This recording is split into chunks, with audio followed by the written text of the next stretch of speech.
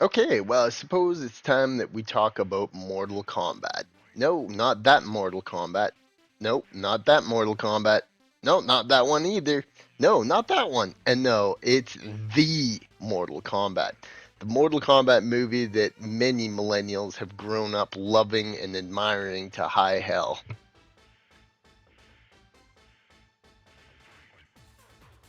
Ah, yes, the 1996 Mortal Kombat is a beautiful work of art. Yeah, it may have some goofy special effects. Reptile definitely in his reptile form looks a little goofy, but it's something about the soul of the movie that is just incredibly nice and easy to watch and deeply nostalgic for many of us.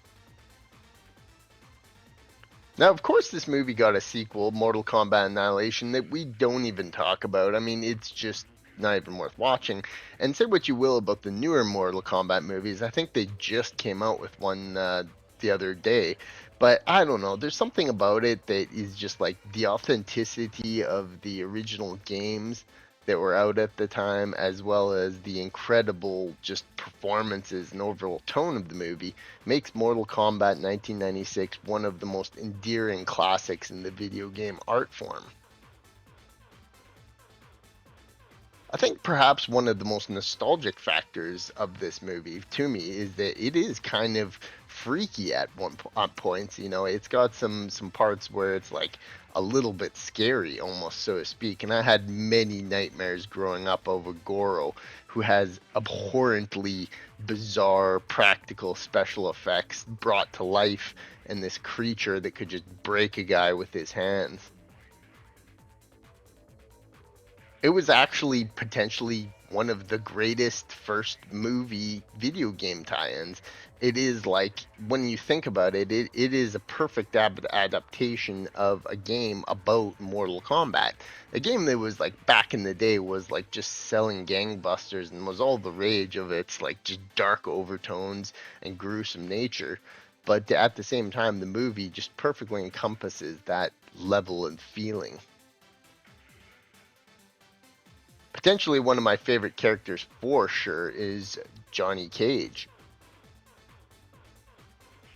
Lyndon Ashby has this like suave coolness to him that is super awesome, but he's also like a trained expert in the martial arts.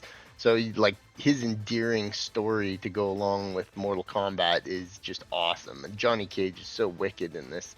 He's always worth a laugh, but he's also super cool indeed. Course, we have the utterly epic Chris Lambert as Lord Raiden. Now, Christopher Lambert as Raiden is like this goofy, corny version of him that is so funny, and he's always cracking jokes. And he has just this like he's like has the heart and soul of a gamer from 1995. It's really great, but he's also like kind of like a mentor to his grouping.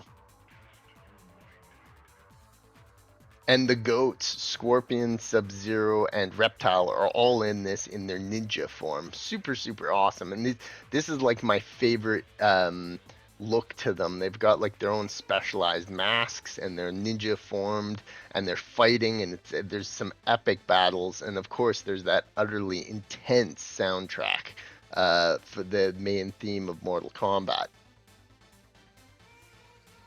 Sure, Scorpion's rope blade is a little weird as it kind of takes on like an alien giant form of itself and has almost like a mind of its own, but at the same time it's like still pretty cool and they all use their special powers in battle.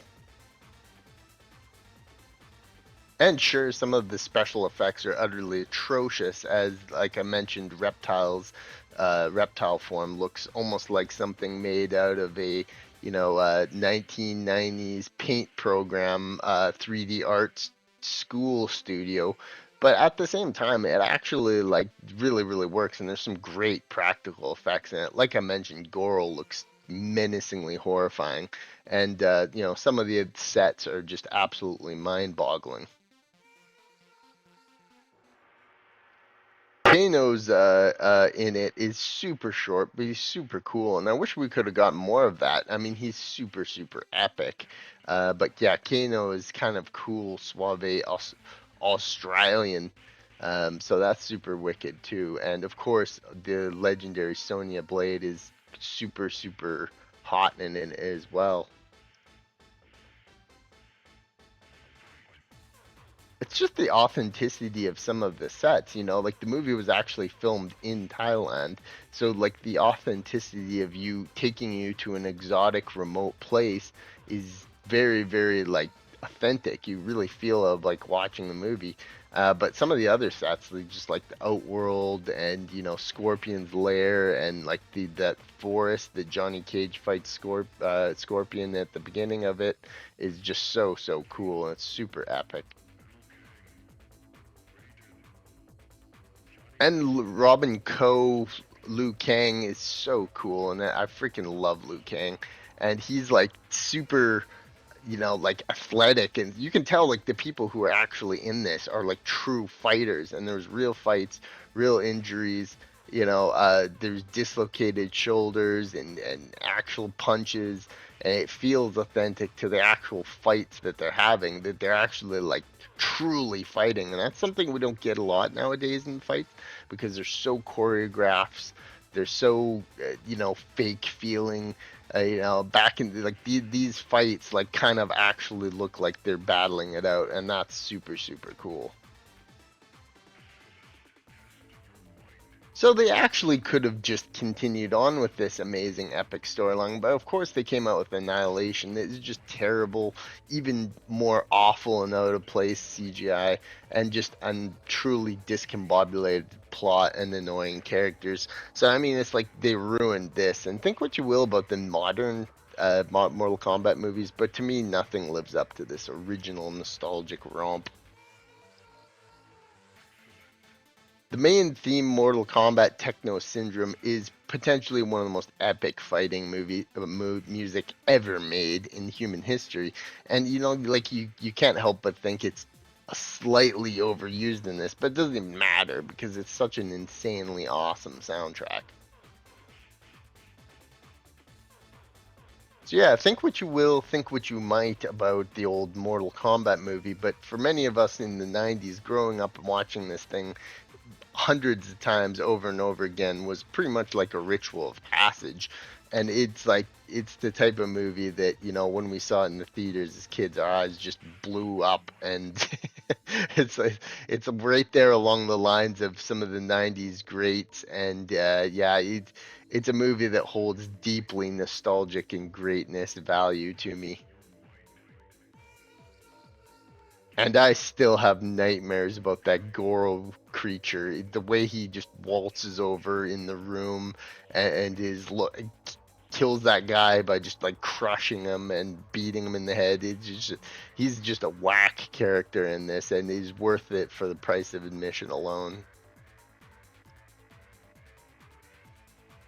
So yeah, despite the fact that they've came out with many, many, many Mortal Kombat movie incarnations, and they appear to just keep coming out with them in the modern day of varying successes and interpretations, there's something about it that is super, super awesome. And what the only thing I wish that they came out with is I wish they came out with a movie about Mortal Kombat 3 and the extended characters, because they've got some of them in the newer ones, but there was that whole raft of different, Cyrax and Sector, and they could have made it in this 1996 Mortal Kombat sphere and that dark grittiness, and all those different characters. That would have been super great, but yeah, it just kind of stopped with Annihilation for a bit, and then we got these modern movies. Yeah, I'm sure they're good, but they never really draw me in, and they're just kind of there type thing.